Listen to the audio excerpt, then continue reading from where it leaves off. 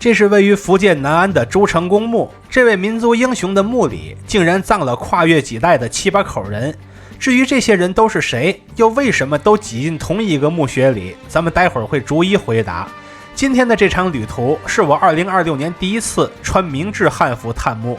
另外提到朱成公，可能很多人反应不過来他是誰，因為更多的人都習慣把他稱為鄭成功。如果現在滿清真的亡了，那就該把完整的次名朱成功還給他，或者直呼他的本名郑森，只在必要情況下才用到郑成功这个名字。如果你贊同我的想法，歡迎點個關注，我們之後的視頻就都按照這樣的標準來，爭取讓各位看着舒服。大家好，我是徐公，現在我們就來一起參觀福建泉州南安的朱成功墓。如今這邊是當之無愧的全國重點文保單位，也是我閩南之旅中的重要一站。我是2026年1月從泉州租車自駕過去的，車停在門外了。如果開進去的話，裡邊還有一個大的停車場可以停車，記得關注一下開放時間，千萬別跑空了。再往前走一段，就看到了一個文化中心，像是個研究所，就不過去打擾了。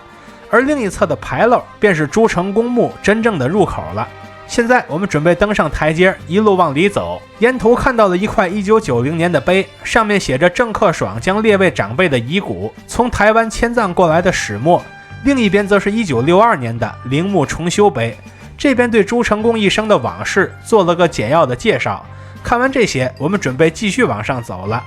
在上一層往右側看，能看到一片碑林裡，其中有一塊碑上寫着解元，這題難不倒我。鄭森的第70孫鄭懷該就中過解元。這一層中間的位置則是一個擺放香燭的供桌，這個供桌便是1990年由台北南港區的鄭氏後裔所立下的。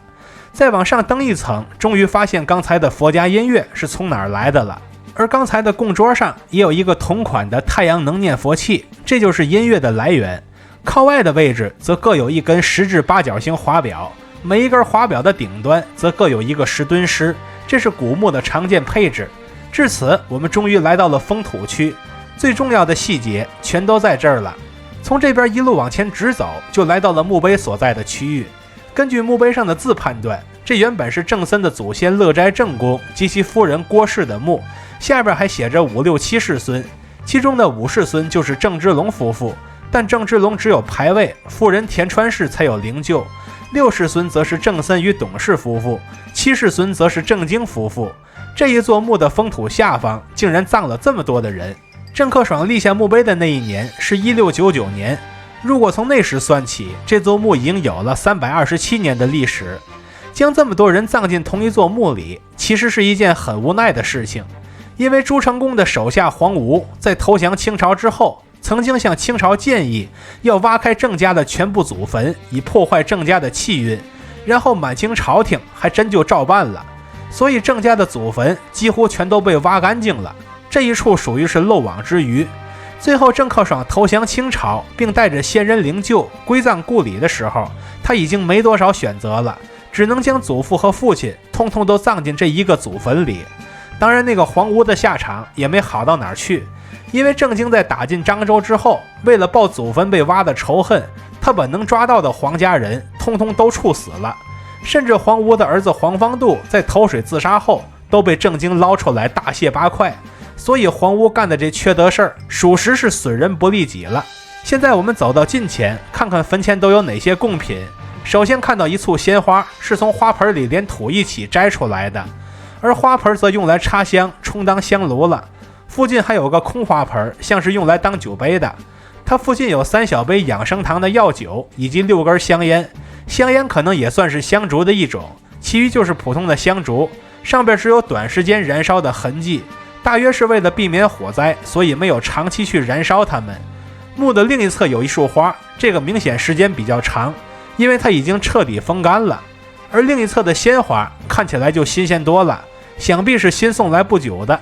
它下邊還有一盒大櫻桃，一盒菠蘿蜜，都很新鮮。我們根據現場被拆過的花籃和大量未燒盡的紙錢得知，這邊一定辦過大規模的祭祀活動，說明一直都有人銘記着這位民族英雄。朱成功在福建一帶，甚至在海峽兩岸的人氣無疑都是非常高的。但我這一路走來，既看過了以他之名所建造的系列景區，又走過了很多和他相關的古戰場，最後也走過了他的墓。這一路走來，遇到的遊客並不算多，連景區都沒幾個人參觀，這處古墓就更清靜了。我在這兒待了半個上午，前後也不過只有我自己一個人而已。但這並不代表朱成功的人氣低，他目前那滿坑滿谷的祭品就是明證。這像是一個又一個的祭祀人，前赴後繼的把自己的心意都送到了他的墓前。所以我們会經常說，死亡從來都不是人生的終點，遺忘才是。只要漢人沒有遺忘自己的來時路，就不會遺忘這位墓中的民族英雄，更不會遺忘他真正的姓名鄭森，以及他完整的次名朱成功。那份真相已經被時光之沙掩埋了太久，是時候和各位同袍一起將朱成功的故事重新講給更多的人了。愿意聆听更多漢家故事的朋友，歡迎點讚、收藏、加關注，和徐公一起讀城，一起旅行。